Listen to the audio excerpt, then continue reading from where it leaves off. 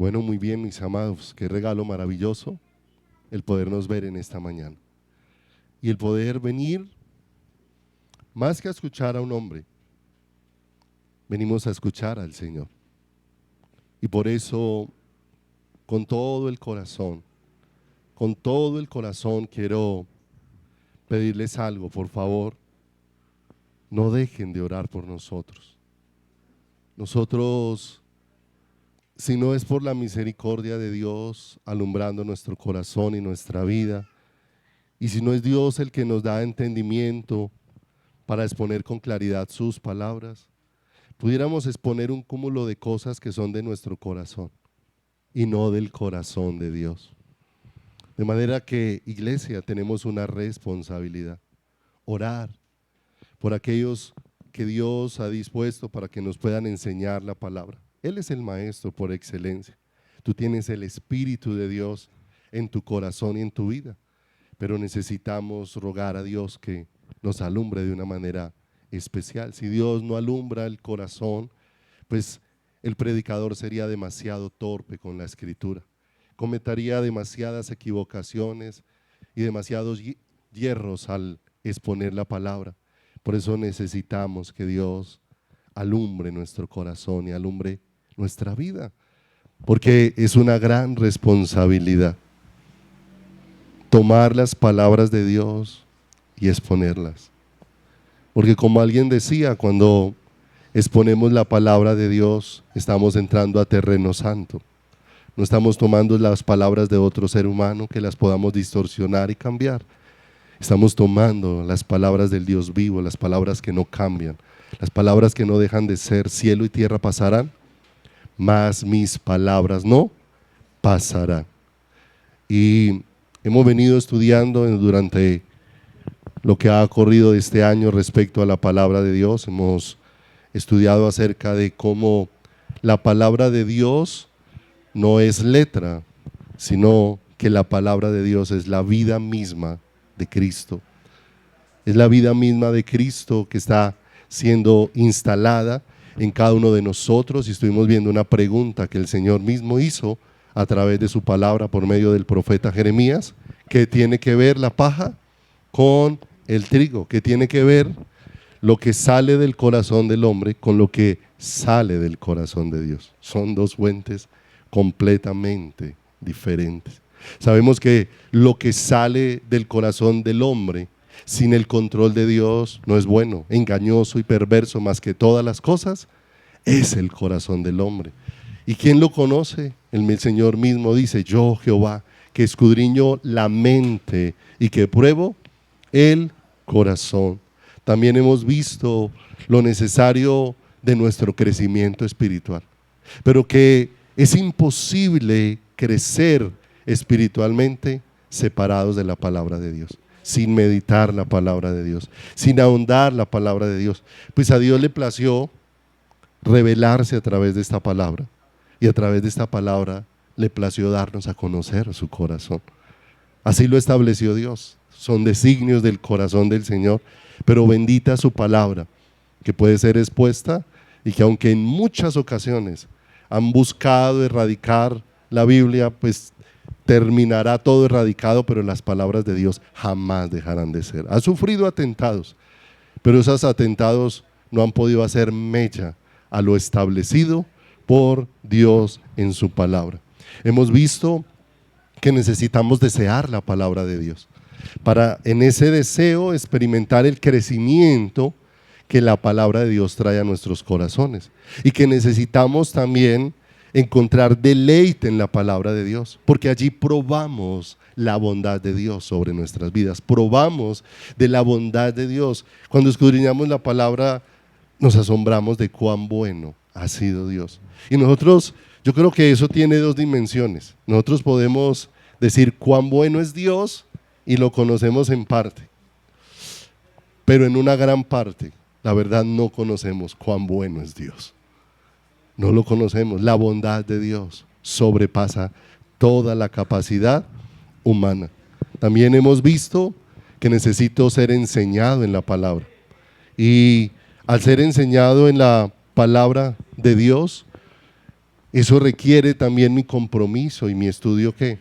Mi estudio personal de una manera especial, ¿cierto?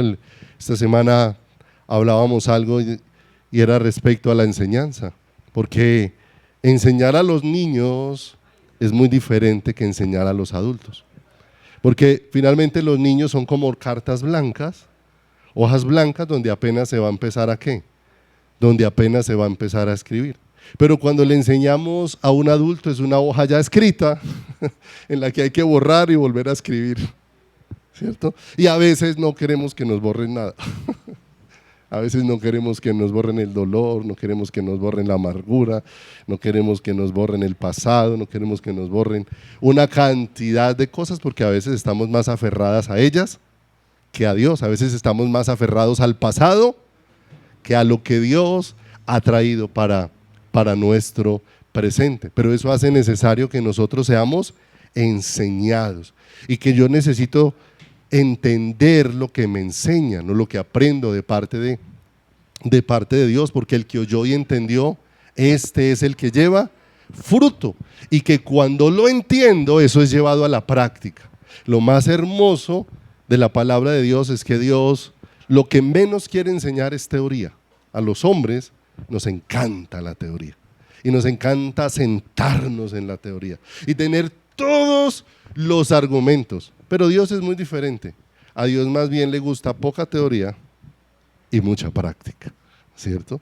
Y mucha práctica. Por eso Dios nos lleva a atravesar muchas circunstancias dentro de nuestro caminar y dentro de nuestra vida, porque nos está enseñando, nos está formando, nos está afirmando de una manera especial en lo que Él es. Hemos visto que creer en su palabra es creer en Él, porque todo lo que está escrito en esta palabra salió de su corazón. Y cuando yo creo lo que está aquí en su palabra, le estoy creyendo a Él y estoy creyendo en Él tal y como la palabra de Dios se ha manifestado. Recordemos por favor Juan en el capítulo número 20, en el versículo número 31. No olvide traer su Biblia, necesitamos ejercitarnos ahí buscando la palabra de Dios. La Biblia es el peor uso que le puedes dar a la Biblia es querer que la Biblia se conserve como la compraste el día que te la vendieron allá en la librería. Ese es el peor uso.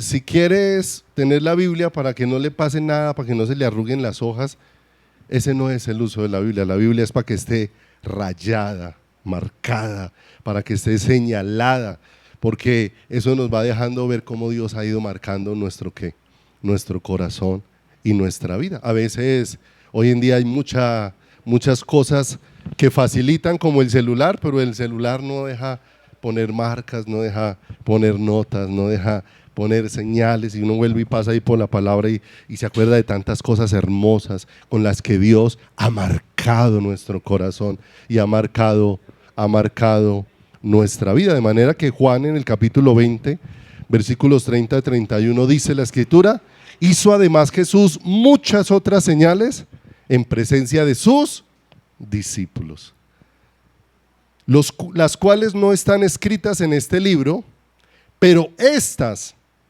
se han escrito para que creáis que Jesús es el Cristo, el Mesías, el Salvador enviado por Dios, pero junto con ello que Él también es el Hijo de Dios, y para que creyendo esas dos cosas, creyendo que Él es el Hijo de Dios, Dios hecho hombre, y creyendo que Él es el Mesías enviado por Dios, tengamos vida en su nombre.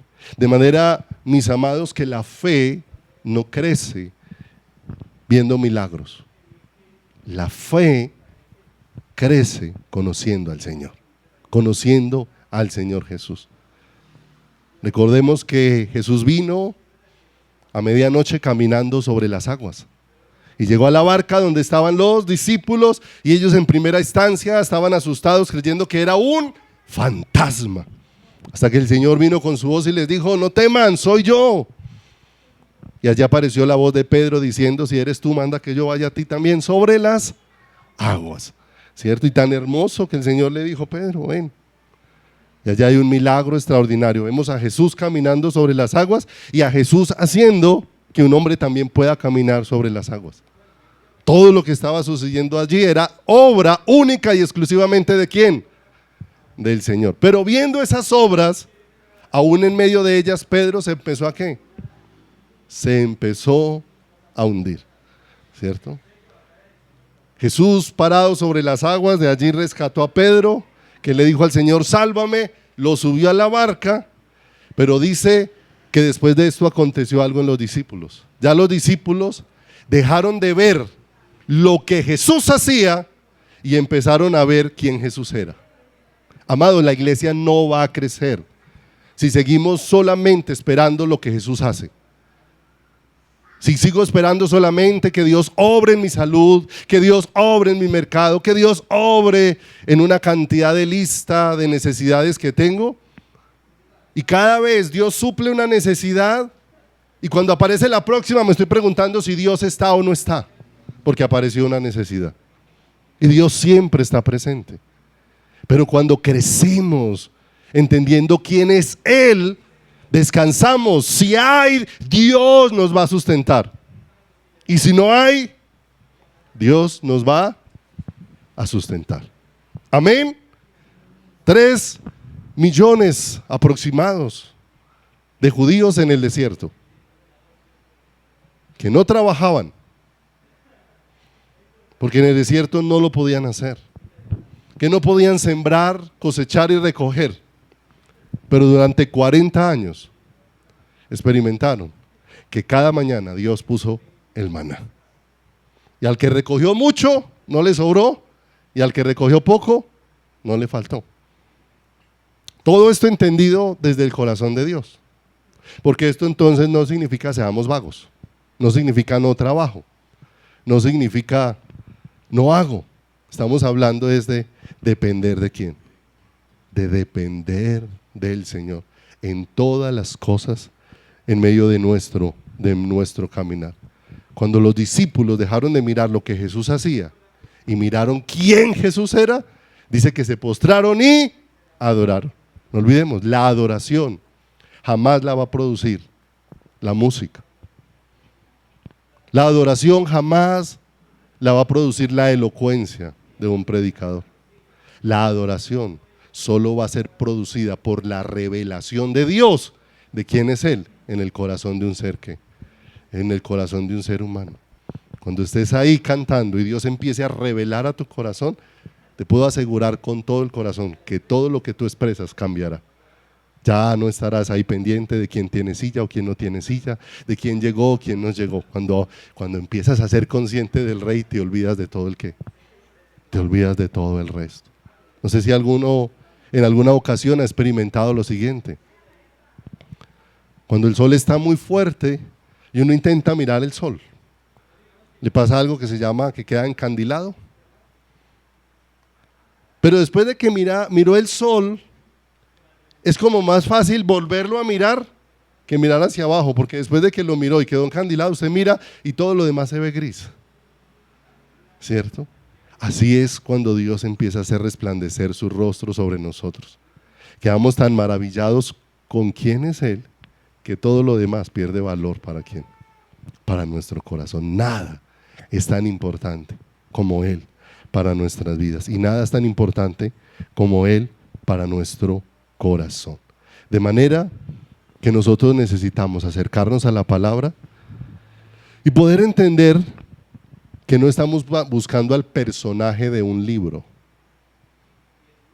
Aunque toda la Biblia está centrada en quién es Dios, no estamos buscando el personaje de un libro.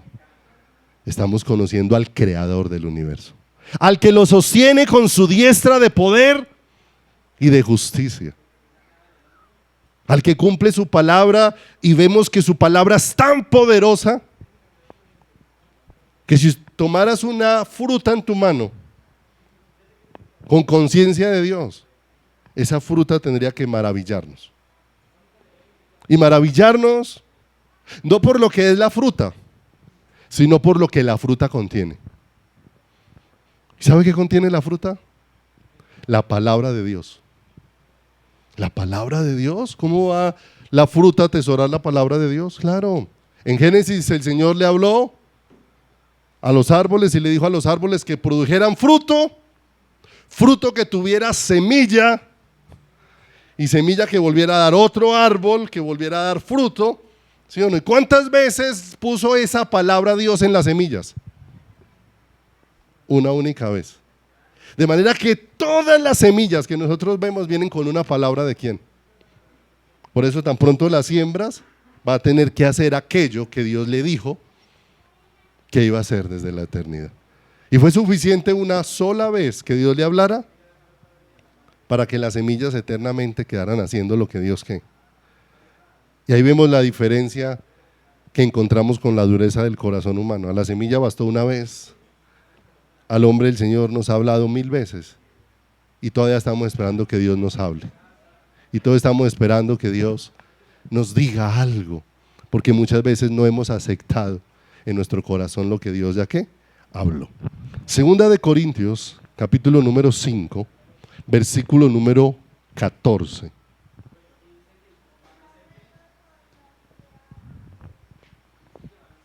Segunda de Corintios, capítulo número 5, 14. Y hoy vamos a escudriñar un poco cómo luce la vida de Cristo en ti. Y esa es una pregunta fuerte para el corazón. ¿Cómo luce la vida de Cristo en ti? No cómo luce la palabra de Dios en tus labios. Porque hay cristianos que hablan muy bonito, pero se portan muy mal. ¿Cierto? Y con lo que hacen, borran lo que dicen. ¿Cierto o no cierto? Con lo que hacen, borran lo que dicen. Por eso no se trata de cómo luce la palabra de Dios en tus labios, sino cómo luce la vida de Cristo en ti. ¿Cómo está luciendo la vida de Cristo en ti? Porque con eso tiene que ver la salvación. Dice 2 de Corintios 5, 14 y 15, porque el amor de Cristo nos constriñe. ¿Cierto? Ya utiliza la palabra que se utiliza para un tipo de serpiente que se llama las constrictor, que la forma de ellas cazar es que envuelven la presa y la empiezan a apretar, y la van apretando, y la presa muere asfixiada de la fuerza con que. Y muchos dicen que alguna vez hicieron un experimento y pusieron en algún animal que pusieron para presa de una serpiente de estas, le pusieron micrófonos internos, de manera que se puede sentir como cada hueso en el abrazo de esa serpiente se va quebrando. Es algo tremendo. De manera que el Señor dice, el amor de Cristo nos constriñe, el amor de Cristo traspasa la vida de un ser humano de tal manera que hasta los tuétanos del ser humano son traspasados por ese amor del Señor, por ese amor glorioso. Y dice, pensando en esto, que si uno murió por todos, ¿cuál es el uno que murió por todos? Jesucristo. Luego todos, ¿qué? ¿Cierto? Todos morimos allí en la muerte con Cristo. Y dice el verso 15, y por todos murió. Y ya viene un cambio tremendo en la vida nuestra. Para que los que viven, la muerte de Cristo hizo posible que a nosotros viniera la vida. No olvidemos, hemos aprendido un lenguaje, lo veíamos la vez anterior en la muerte de Lázaro. Que el Señor no estaba hablando de que es la muerte física la que hace que una persona esté muerta, sino lo que hace que una persona esté muerta es que la vida de Dios no esté en esa persona, aunque esa persona tenga existencia. Y de una manera bien tremenda, aquí dice que la muerte de Cristo hizo posible que los que estábamos muertos pudiéramos ser vueltos a la vida de Dios. Ahora dice, y por todos murió para que los que viven, ¿por qué causa vivimos? Por lo que esa muerte hizo posible. para que los que viven ya no vivan para sí, sino para aquel que murió y resucitó por ellos. De manera que la vida cristiana no es un vivir para ti, es un vivir para quién, es un vivir para el Señor.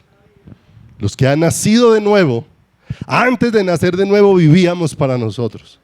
Después de nacer de lo alto, ahora nuestra vida le pertenece al Señor. La palabra de Dios dice que vuestro cuerpo y vuestro espíritu fueron comprados a precio de sangre y que no sois vuestros.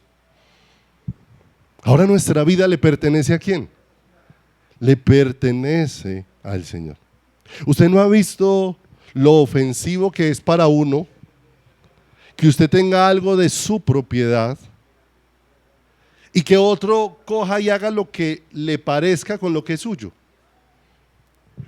Tenga usted un carro que usted considera es suyo y que otro cogió y se lo patoneó y se lo golpeó y se lo rayó y vino y se lo dejó otra vez estacionado. Después de que le hace todo eso, ¿usted cómo está con el que hizo eso con el carro? ¿Sí o no?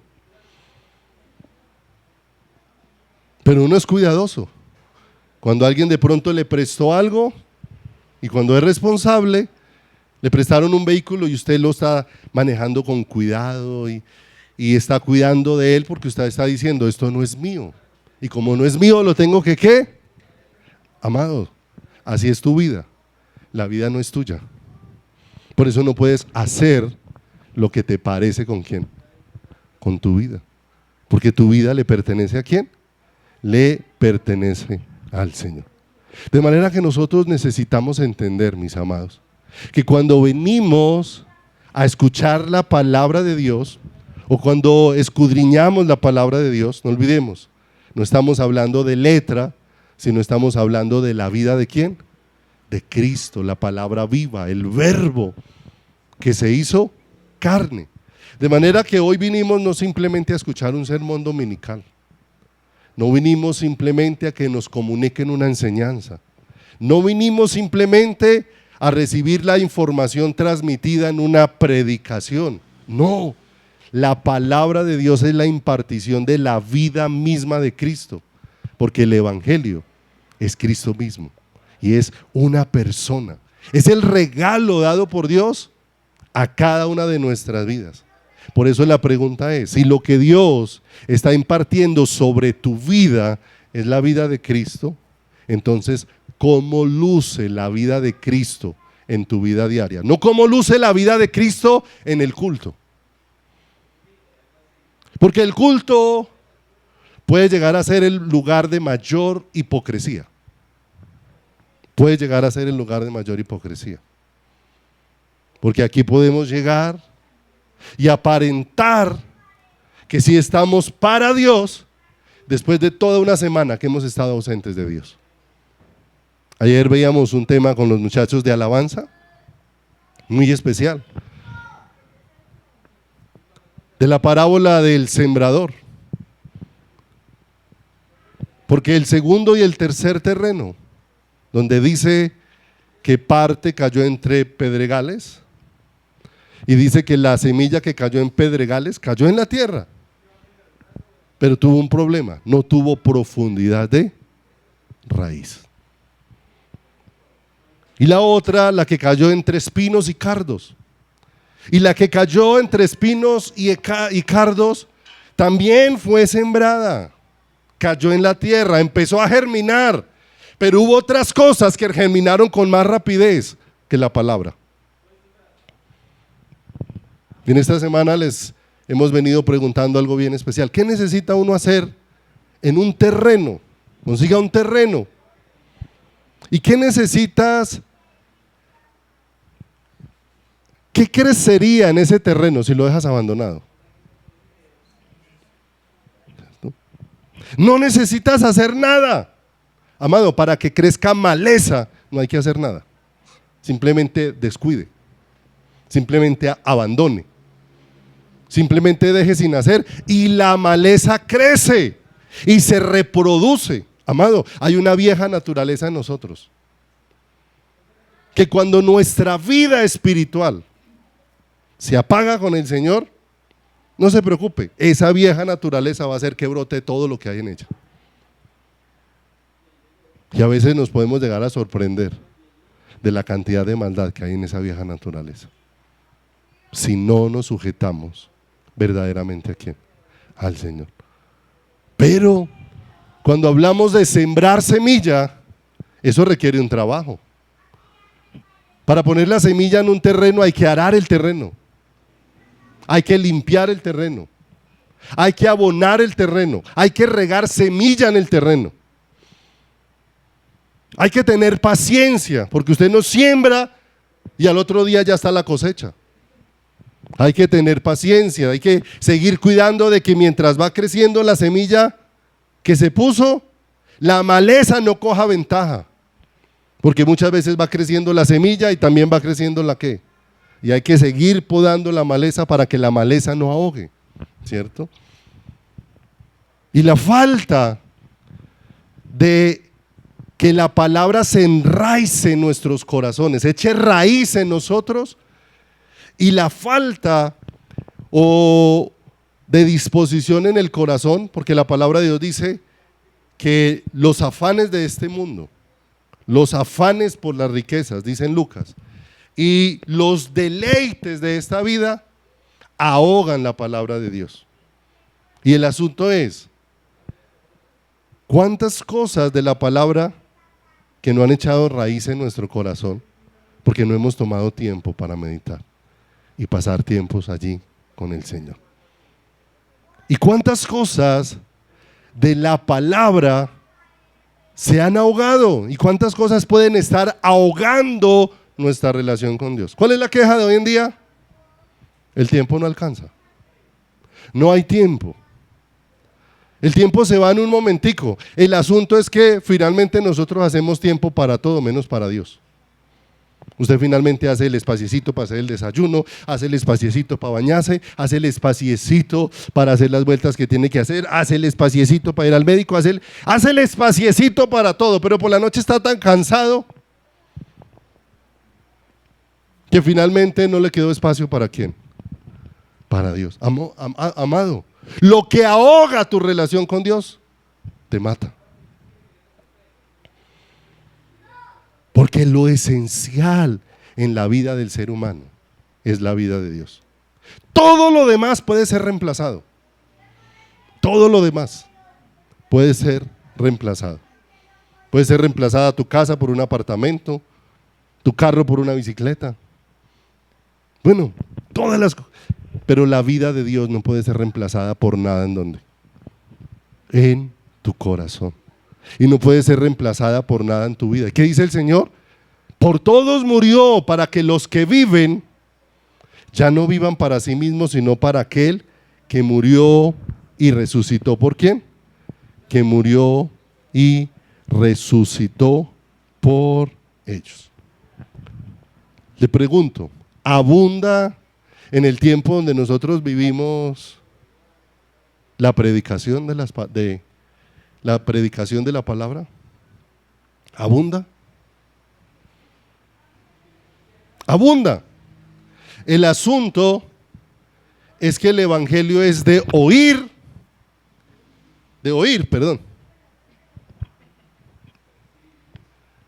y de ver.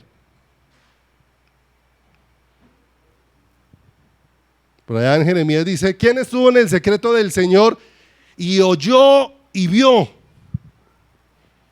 El evangelio es para oír, pero también ¿para qué? Para ver. Y el evangelio que llegó a tu corazón es para que tú lo escucharas, pero también para que se viera en ti. Para que lo escucharas y para que se viera en ti. El asunto es que hoy en día se escucha mucho de la palabra de Dios en los labios. El asunto es que si usted va a mirar esa palabra en las vidas, no se ve. No se ve esa palabra en los corazones. No se ve. Porque no hay una conexión. Y esto no es nuevo, mis amados. Esto no es nuevo. La palabra de Dios salida de los labios de Jesús mismo evidenció algo que desde la época de Jesús ya estaba brotando en la calle. Y especialmente en la vida cuando se nos vuelve religiosa. Porque no olvide, un lenguaje evangélico no significa espiritualidad.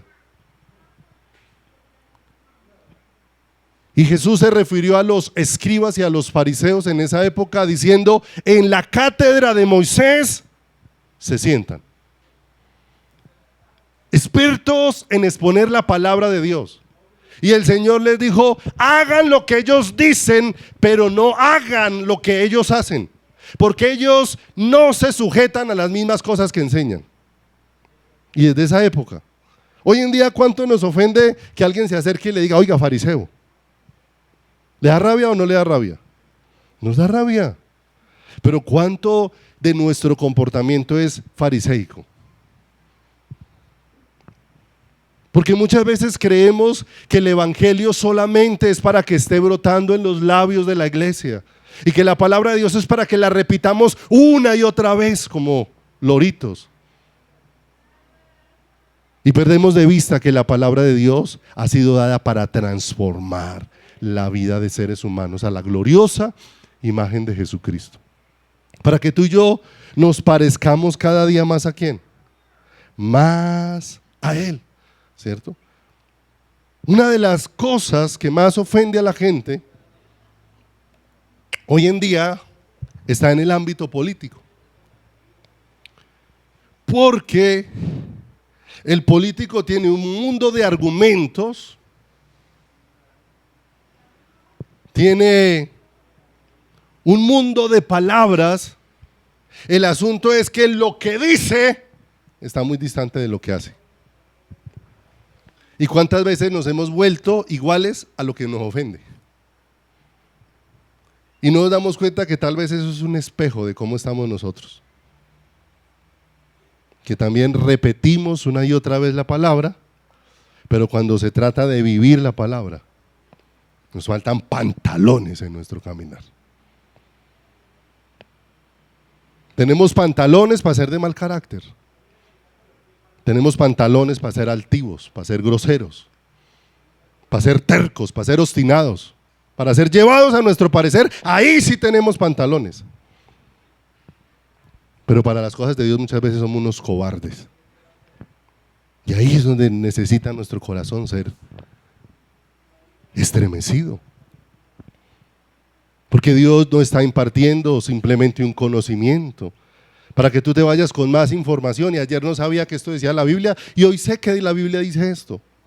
No, para que no te vaya a pasar lo que le ocurrió a Sansón, decía un predicador.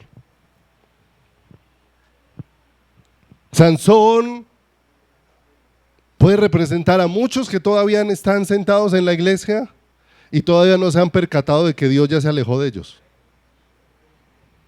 Sansón no sabía que el Espíritu de Dios ya se había retirado de él. Pero estaba convencido de como vuelvo y peco y salgo como las otras veces. Y vuelvo y peco y salgo como las otras veces. Y vuelvo y hago lo malo y salgo como las otras veces. Pero no sabía que el Espíritu de Dios ya se había alejado de quién, alejado de él. Te pregunto, ¿cómo estás viviendo tu relación con quién? Con el Señor. Porque no es acercarse a un libro, es acercarse a Dios. Y todo aquello que es acercado a Dios no continúa igual. Cuando Dios se reveló allá en Isaías 6 al profeta Isaías, Isaías llegó en una condición y después de que estuvo con el Señor salió con otra. Apenas vio al Señor, exclamó: ¡ay de mí, que soy un hombre de labios inmundos! Pero ¿qué hizo el Señor allá? Cambió la condición.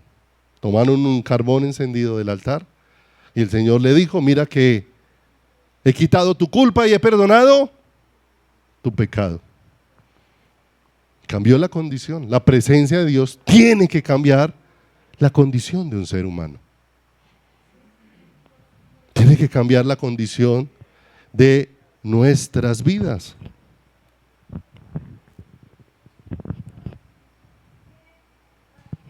Eso también sucedió en la iglesia de Corinto. Porque no olvidemos, nosotros nos acomodamos a ideas, a definiciones, a conceptos, a filosofías, pero no a una vida práctica. Nos acomodamos a muchas cosas, pero no a una vida práctica en el Señor. A la iglesia de Corintios le fue claramente expuesto el evangelio. Y la iglesia de Corintios fue dotada por Dios, porque la Biblia describe todos los dones que había en la iglesia de Corinto.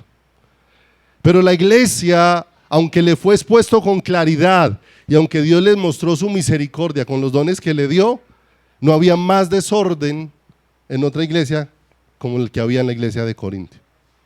Se escuchaban aún hartos vergonzosos en la iglesia de Corinto. Porque aún habiendo escuchado con claridad el evangelio, no había temor de Dios instalado en el corazón de la iglesia. Cuando no hay temor de Dios en el corazón, no hay temor de pecar. Cruzamos los límites. Se vuelven nuestros argumentos: no le veo nada de malo a esto. ¿Qué tiene de malo esto? Y nos acomodamos a nuestros propios pensamientos. Y no olvidemos, el corazón del hombre es engañoso y perverso.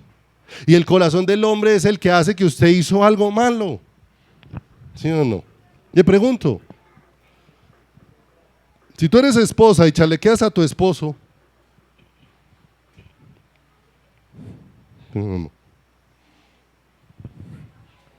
Entonces eres menos pecador que el que atraca en la calle. Porque finalmente usted se justifica detrás de una cantidad de cosas. ¿Sí o no? No, es que finalmente mi esposo está tacaño, no me da, ¿cierto? Se la va a gastar en otras cosas y no me la va a gastar a mí. Bueno, lo que sea. Y entonces finalmente pecamos, pero nosotros mismos justificamos de tal manera que terminamos es como pensando que hasta esa acción fue buena. O sea, fue bueno que yo lo hubiera robado. Porque eso hace el corazón del hombre. El corazón del hombre justifica el pecado y aprueba el pecado. Eso hace el corazón del hombre. Por eso necesito que mi corazón se exponga a la palabra de Dios. Porque la palabra de Dios va a desnudar mi condición. Y cuando la desnuda y produce arrepentimiento en mi corazón, va a producir transformación dentro de mi vida. El que robaba, ya no robe más. No olvidemos el fuerte llamado que el Señor le hace en el libro de Romanos al pueblo judío. Porque le dice: tú que enseñas a otros, ¿no te enseñas a ti mismo? Qué fácil es enseñarle la palabra a otros. Qué difícil es aprender de lo que yo enseño. Que necesitamos corazón, mis amados. Corazón. En cada uno de nosotros. Porque necesitamos, mis amados, nuevamente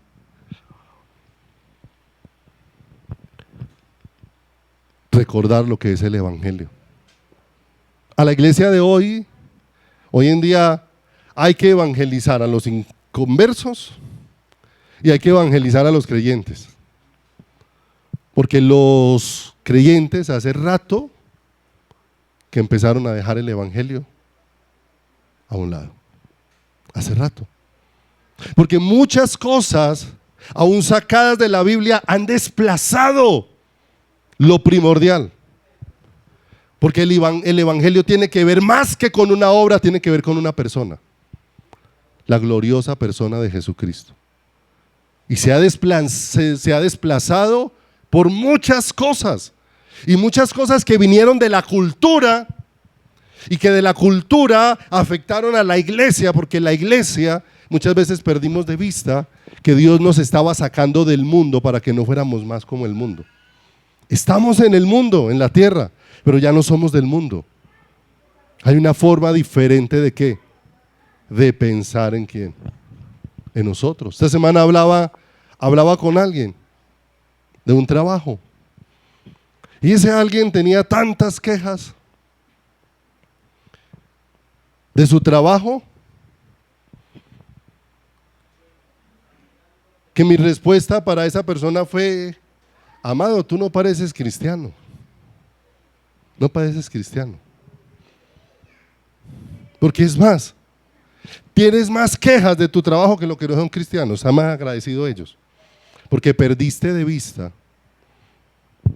que Dios te puso en determinado lugar más que para que ganes dinero, para que lo muestres a Él. Pero cuando perdemos eso de vista, entonces se hizo más importante cuánto me pagan que dar un buen testimonio de quién, de Cristo. Hace algún tiempo, mucho tiempo, habíamos visto un video de un testimonio de un hombre que había sido testigo de Jehová. Pero el testigo de Jehová estaba narrando lo que había hecho un cristiano para compartirle a él del amor de Cristo. Porque él dice: si no hubiera sido así, yo jamás hubiera salido de los testigos de Jehová. Y era un hombre que pertenecía como, no sé, de pronto alguno de los que está acá lo recuerde, los que yo creo que se llamaba Oliverio, o algo así el nombre del testigo de Jehová. ¿Qué narraba el testigo de Jehová? Dijo: como yo dirigía una obra, estaban haciendo un edificio, contraté unas personas. Dentro de las personas que contraté venía un cristiano. ¿Sí? Pero me llamó mucho la atención el comportamiento de ese cristiano. Que ese cristiano por todo daba gracias. Yo nunca había visto el amor hecho vida, dijo aquel testigo de Jehová. Nunca había visto el amor hecho vida. Porque aquel hombre, cuando yo empecé a ver y a notar su comportamiento, y él por ahí daba pinceladas de Cristo, con algunas palabras que decía, eso a mí me producía rabia. Y yo lo que pensaba con eso era ponerle más trabajo. Y muchas veces, cuando llegaba el pago, organicé y le subí el sueldo a todos menos a él. No le subí el sueldo a él, porque yo tenía un propósito: voy a hacer que este hombre reniegue de Dios. Y le subí el sueldo a todos e hice que se hiciera conocido por todos y que él supiera que era el único que no le subieran el sueldo. Después de eso llegó a trabajar con más amor que todos los días. Tenía propósito de hacerlo renegar de Dios. Daba la orden de que ensuciaran las máquinas y cuando todos estaban por salir de turno, enviaba a decir que él era encargado de dejarlas limpias y le tocaba quedarse solo limpiándolas, salir más tarde y no le iba a pagar ni un peso adicional. Al otro día, el primero que me encontraba a la entrada de la fábrica era él con una sonrisa de oreja a oreja para decir que todo lo que me pidió anoche se lo dejé listico. Le hizo tantas cosas y él decía: yo buscaba una sola cosa, que este hombre reniegue de Jesús. Reniegue de Jesús. O sea, no puede ser posible lo que yo veo en ese hombre. No puede ser posible. No puede ser posible lo que se evidencia en la vida de ese hombre. Y muchos sentados están pensando: no, pero yo sí no soy menso, yo no me dejo, ¿cierto? No, no te dejas porque no conoces a Cristo. Él dijo: aprende de mí que soy manso y humilde ¿de qué? Y humilde de corazón. Pasó un asunto, dentro de lo que recuerdo, porque eso lo vimos hace muchos años, que en una ocasión este hombre, en algo que le pasó, empujó a aquel cristiano y lo hizo caer de un tercer piso abajo. Y lo hizo caer de un tercer piso abajo. Ese cristiano fue hospitalizado, ¿cierto? Y dice Y yo lo hice caer por la rabia que le tenía, porque yo quería que él renegara de Jesús. Y fue a visitarlo a la clínica. Se había partido, creo que las piernas. Y dice, y cuando entré a la clínica, cuando esperaba allá un hombre recriminando por qué me hiciste esto, me recibió con lágrimas en los ojos y me dio un abrazo. Y yo iba lleno de problemas. Y aparte de eso, él era el que estaba en la cama, me dijo que quería orar por mí. Y Dios tocó tanto mi corazón, con todo lo que vi en esa vida, que me di cuenta que Jesús era real. Porque él jamás estuvo con un lenguaje diciendo, oiga, Jesús lo ama, conviértase a Jesús. No, empezó a vivir de tal manera que a mí me llamaba la atención, ¿qué tiene este? Porque hoy hay mucha palabra en los labios, poco que ver de Jesús en las vidas. Porque hoy en día hay mucha altivez, poco quebrantamiento, mucha dureza, poca comunión ¿con qué? Comunión con el Señor.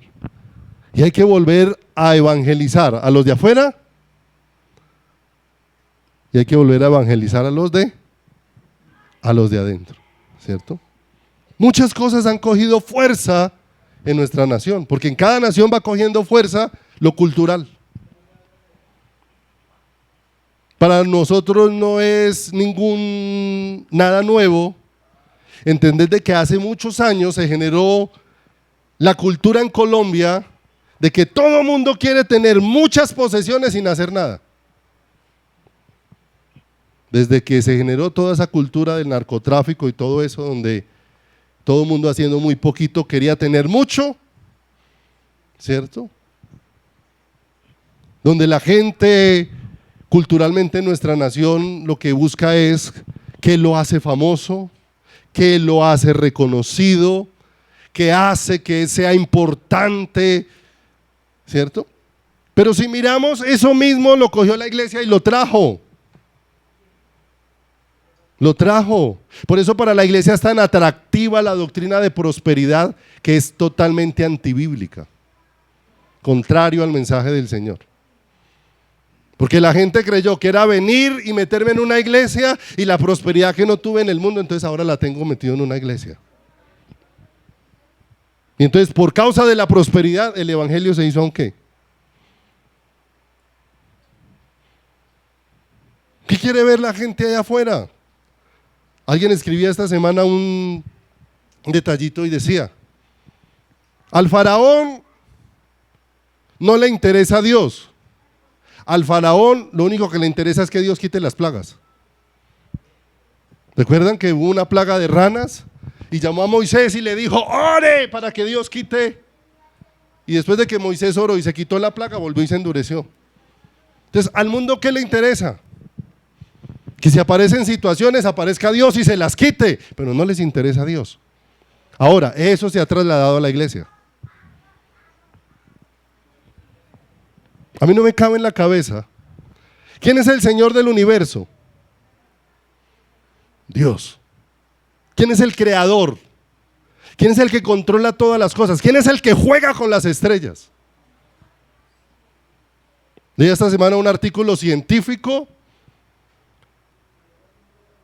de esos que lo dejan a uno asombrado. Con esos telescopios han alcanzado a ubicar constelaciones que tienen que medirlas en años luz, y esos son millones de años. Y los científicos dijeron, hasta donde han llegado los telescopios, que son millones de años, estamos llegando a la conclusión de que apenas hemos llegado al 5% del universo. Al 5% del universo, y están hablando de millones de años para llegar hasta donde están llegando. ¿Se da cuenta del tamaño? ¿Y quién sostiene ese universo? ¿Quién controla ese universo? Dios. Ahora, ¿quién controla a Dios? ¿Cierto? Ah, pero a nosotros nos fascina todo ese tipo de cosas que se han metido también dentro de la iglesia, ¿sí o no? Nos gusta decirle a Dios qué día es el culto el que necesitamos que venga y haga milagros. Entonces son miércoles de milagros. Entonces ya le asignamos a Dios cuál es el día de los milagros para que venga. Porque hicimos a un lado el evangelio de que los que ahora viven por el poder de Cristo manifestado en la cruz del Calvario, ahora vivan para Dios. Pero se ha hecho a un lado el evangelio por toda esa cantidad de cosas que aún se han sacado, se han llevado en otra dirección que no corresponde al mensaje de la palabra de Dios, pero que se volvieron atractivas para el corazón, ¿qué? Para el corazón humano, ¿sí o no? ¿Por qué la profecía es tan atractiva para el corazón? Es un asunto atractivo, ¿sí o no? Pero muchas veces no es atractivo porque nos interese Dios y que nos hable, ¿cierto? Porque los profetas de hoy no se parecen en nada a los de antes.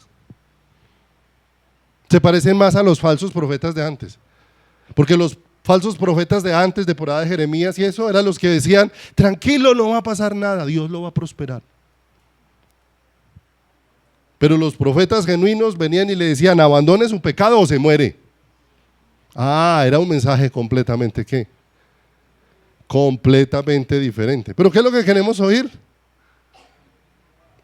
Que me digan es cuán bien me va a ir, cuán bien me van a salir las cosas, cuántas cosas me va a dar Dios.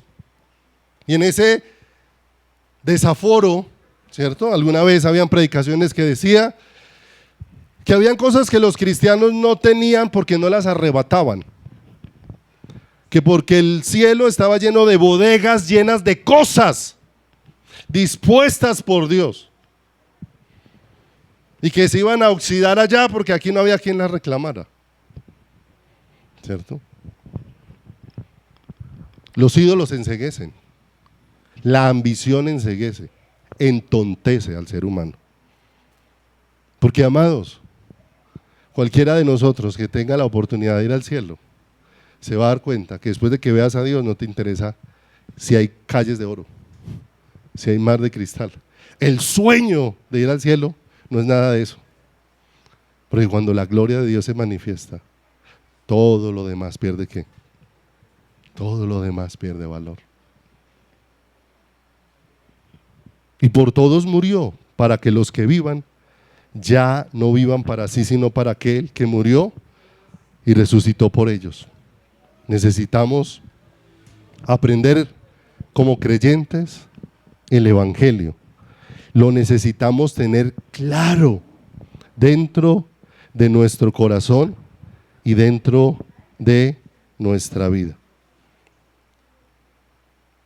Si Jehová no edificare la casa, en vano trabajan los edificadores. Si Jehová no guarda la ciudad, ¿en vano qué? En vano vela la guardia. Amados, ¿qué fue lo que el hombre perdió en el huerto del Edén? Esto lo hemos compartido en otras ocasiones. ¿Qué perdió en el huerto del Edén? Y no es la lista de lo que la gente perdió en la pandemia. Gente perdió negocios, gente perdió propiedades. ¿Pero qué fue lo que perdió en el huerto del Edén? No perdieron posesiones. Eso no fue lo que perdió en el huerto del Edén. Lo que el hombre perdió en el huerto del Edén no fue la familia. Lo que el hombre perdió en el huerto del Edén no fueron amistades. Lo que el hombre perdió en el huerto del Edén no fue salud. Lo que el hombre perdió en el huerto del Edén no fue tranquilidad. Lo que el hombre perdió en el huerto del Edén no fueron oportunidades. Lo que el hombre perdió en el huerto del Edén fue la vida de Dios. Y que lo que el evangelio vino a traer de regreso fue la vida de Dios al corazón. Cuando la vida de Dios está ausente del corazón humano, el ser humano destruye la familia. El ser humano destruye la sociedad. El ser humano destruye lo que le pongan en quién, en sus manos. Porque está la ausencia de Dios en su corazón. Y está la ausencia. De manera que lo que el evangelio trajo de regreso fue la vida de Dios. De manera que el evangelio es central para la vida de una persona. Central para manifestarnos la justicia de Dios, porque el evangelio es la obra de Dios a través de una persona en favor nuestro. Es la obra de Dios a través de la persona gloriosa de Jesucristo para favorecernos a nosotros que estábamos enemistados ¿con quién? Con Él. Y nos favoreció colocándonos otra vez de manera que podamos tener acceso a la presencia de Dios sin que nuestras vidas sean destruidas por causa del pecado. Pero eso es algo que es permanente, porque el evangelio no solamente es para que yo sea justificado y pueda estar delante de Dios, sino que el evangelio también es para que yo sea transformado todos los días. Porque la escritura dice que el evangelio es poder de Dios. ¿Para qué? Para salvación. Y la salvación es algo que todos los días se va a ir haciendo más evidente y más claro para la vida de cada uno de nosotros, para la vida de cada uno de nuestros corazones.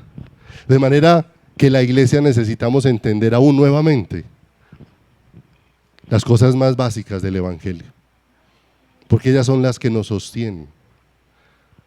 Porque estamos hablando más que de una obra, estamos hablando de una persona, la gloriosa persona del Señor Jesucristo. Sin Cristo en nuestras vidas, lo único que hay es un hedor.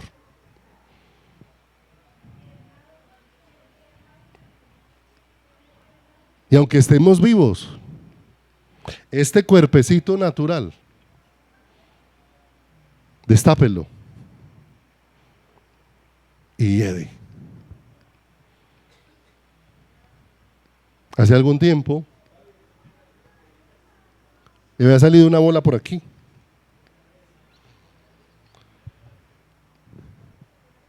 Y esa bola empezó a generar como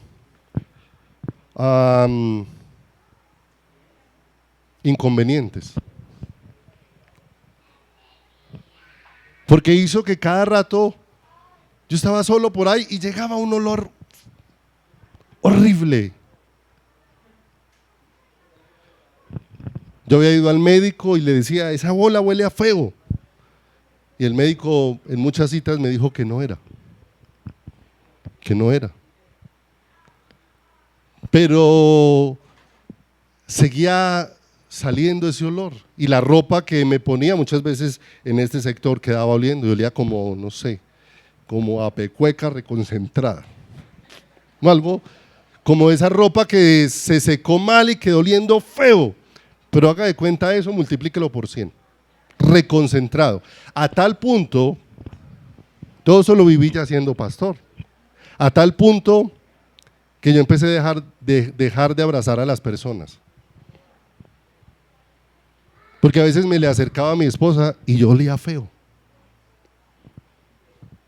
Y entonces yo no quería acercarme a las personas y que fueran a sentir ese olor. Entonces empecé como a alejarme. ¿Se da cuenta que lo que hiede en nosotros nos aleja de los demás seres humanos? No son los demás seres humanos, es lo que hiede en mí, lo que me aleja de los demás seres humanos. Finalmente esa bolita fue creciendo y creciendo, y un día fui donde el médico y el médico ya dijo, hay que estriparle esa bola porque eso es una bola de grasa lo que le salió ahí. Me mandaron a la enfermería y la enfermera que tenía práctica en todo eso, no se hizo como una cortadita y la estripó. Y eso olía tan fétido que ella, que estaba acostumbrado a eso, se salió y volvió como una hora después. Y dijo, no era posible, o sea, no me aguantaba. No me aguantaba, ¿sí o no? Y entró con un atomizador echando y fue y se trajo una careta y casi que venía con oxígeno puesto, porque ella misma, acostumbrada a hacer eso, ese día que me estripó esa bola que me había salido ahí, ella misma no soportó el olor. Y ya después de eso volví a la normalidad, ¿cierto? Y a veces nos olvidamos, ahora por eso es que ahora sí los abrazamos. Pero mis amados, a veces se nos olvida y perdemos de vista que solo la vida de Cristo es la única que puede sacar el hedor a muerte de nosotros. Y que solo la vida de Cristo es la que puede hacer que mi vida sea grato olor delante del Padre. Solamente Él en cada uno de nosotros. Terminemos con esta cita, por favor. Vamos a terminar con una cita por hoy. Romanos 1, 16 y 17, si me acompañan los muchachos. Vamos a dejar hasta ahí por hoy. Romanos 1, 16 y 17 dice: porque no me avergüenzo del Evangelio, pues es poder de Dios para salvación a todos los que creen, de los judíos primeramente, pero también de los gentiles. Al judío primeramente y también al griego. Porque en el Evangelio la justicia de Dios se revela por fe y para fe, como está escrito: mas el justo por fe vivirá. Se los voy a leer esta misma en la versión al día, que dice: verdaderamente no me avergüenzo del Evangelio, pues es poder de Dios para salvación de todos los que creen, de los judíos primeramente, pero también de los gentiles. De hecho, en el Evangelio se revela la justicia que proviene de Dios, la cual es por fe, de principio a fin, tal y como está escrito: el justo por fe vivirá. Mi vida por fe entra al Evangelio, pero por esa misma fe mi vida ve actuar el Evangelio todos los días en mi vida. La imputación de la justicia de Dios es cuando Dios me atribuye a mí toda la justicia que Cristo obtuvo en la cruz de ¿qué? Del Calvario. ¿Sí o no? Eso se llama justificación. Pero después de eso viene un proceso de santificación, que es donde eso que se me atribuyó ahora empieza a ser impartido. Por eso cuando Dios empieza a impartirnos de quién es Él, no trae letra, sino derrama de su misma vida sobre nosotros y sobre nuestro corazón. Porque de principio a fin, toda nuestra vida sobre la tierra es una vida dependiente del Señor, y donde el Señor es el tesoro más preciado de nuestro corazón. Queda una pregunta por ahora para que la medites delante del Señor. ¿Cómo luce la vida de Cristo en tu vida? No en tus palabras se desvanecen. ¿Cómo luce la vida de Cristo en ti, en tu corazón, en tus acciones? Vamos a orar.